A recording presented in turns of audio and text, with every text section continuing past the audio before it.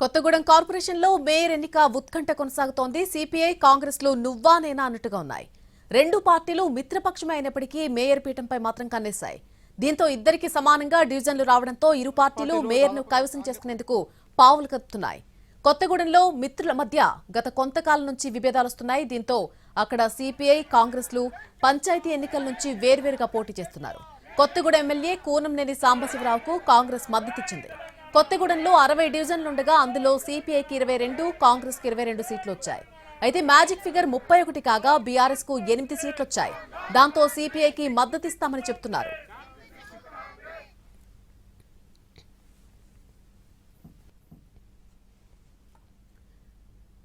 ఇక కొత్తగూడెం కార్పొరేషన్లో ఏర్పడిన హంకి సంబంధించి పూర్తి అప్డేట్ మా ప్రతినిధి భూపాల్ అందిస్తారు. భూపాల్,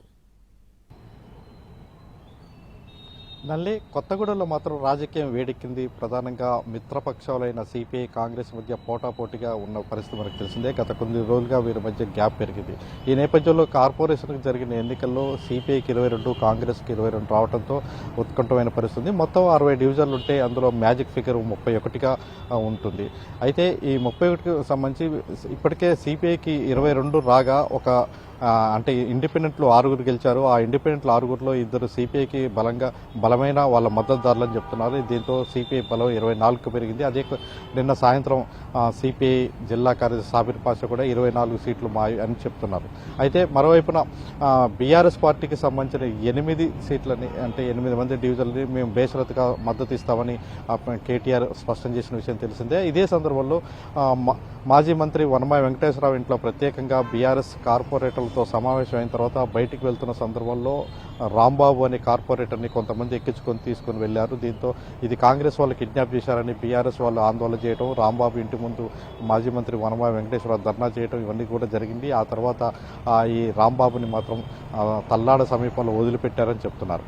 అయితే హైదరాబాద్ తీసుకుపోవడానికి ప్రయత్నం చేశారని ఉన్నది. అయితే ఆ తర్వాత వదిలిపెట్టడంతో మొత్తం కూడా బీఆర్ఎస్ కార్పొరేటర్లు 8 మందిని మాత్రం ఇప్పుడు హైదరాబాద్కి క్యాంపుకు తరలించడం జరిగింది. అదేవిధంగా ఇప్పుడు ఈ బీఆర్ఎస్ మద్దతు కనుక సిపిఐ తీసుకుంటే సిపిఐ బలం 32కు పెరుగుతుంది. అంటే మ్యాజిక్ ఫిగర్కు అంటే 1కి ఎక్కువగా పెరుగుతుంది. కానీ ఇదే సందర్భంలో కాంగ్రెస్ కూడా మేయర్ పీఠంపై కన్నేసి దాన్ని సాధించుకోవడానికి అయితే కాంగ్రెస్ ప్రయత్నం చేస్తుంది. కాంగ్రెస్ కూడా ఇప్పటికే ఇండిపెండెంట్లుగా ఉన్న 6లో 4 తమ వైపు తిప్పుకోవడానికి ప్రయత్నం చేస్తుంది. అదేవిధంగా రాజ్యసభ సభ్యుడు అంటే ఎంపీ రఘురామరెడ్డి ఓటు కూడా ఇక్కడ నమోదు చేసుకోవడానికి ప్రయత్నం చేస్తున్నారు. ఈ నేపథ్యంలో కాంగ్రెస్ కూడా ఏమాత్రం తగ్గని పరిస్థితి ఇప్పటివరకు ఉంది.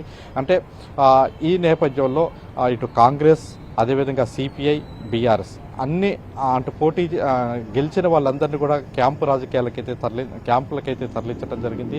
వాళ్ళందరూ కూడా 16వ తారీఖు నాడు మేయర్ ఎన్నికకు సంబంధించి ఆ రోజు మాత్రం ఇక్కడికి వచ్చే అవకాశం ఉంది. అయితే అక్కడ కూడా పరిస్థితి అనుకూలిస్తే మాత్రమే, అంటే ఎన్నిక జరిగే పరిస్థితి, ఎన్నికల్లో ఒక కాంగ్రెస్ అంటే బీఆర్ఎస్ సిపిఐ కలిసి సిపిఐ బీఆర్ఎస్ మద్దతు తీసుకుంటుందా తీసుకోదా అనేది ఇంకా స్పష్టత ఇవ్వని పరిస్థితుంది. కాంగ్రెస్ పోటీ విషయాల్లో కూడా ఎట్లా చేస్తుందో తెలియని పరిస్థితుంది. మొత్తం మీద కొత్తగూడెం రాజకీయం మాత్రం మేయర్ పదవి విషయంలో రాజకీయం మాత్రం కొంత ఉత్కంఠమైన పరిస్థితి ఉంది. నల్లి